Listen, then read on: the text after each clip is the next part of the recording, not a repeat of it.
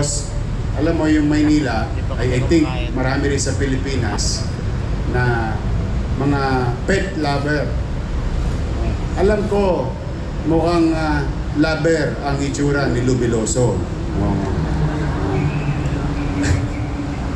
Pero,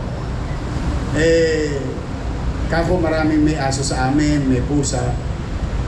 Let's create a park for the first time and unique in the country wherein people, regular community like Pandakan, they can bring their pet together in a park. Usually, nangyayari yan sa mayayamang subdivision, sa mayayamang komunidad. At mano pa sa ibang bansa, no? Talagang may pet park where people and animals can go stroll around. Sabi ko dito, gawa tayo mismo para sa mga hayop. Alam mo, itong araw ng pagsasama natin is a result of a unique relationship where local government and national government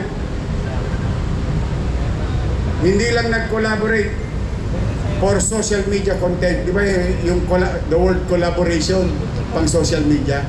This is pure collaboration of resources of the national government and local government. Alam mo, sinabi sa akin ni Artes, ni Chairman, MMDA, pare, soli mo sa akin yung pera, dodoblehin ko.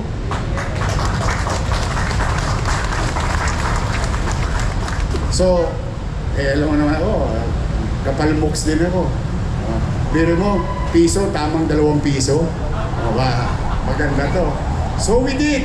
Your city government, first time, sinasabi ko nga kay Yusek Hope, walang local government nagsosoli ng pera.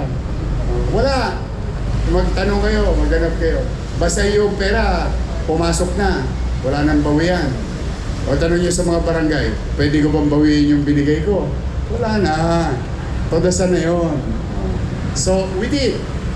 I trusted and I believe with Chairman Artes that he and the MMDA family will fulfill their commitment to the city of Manila.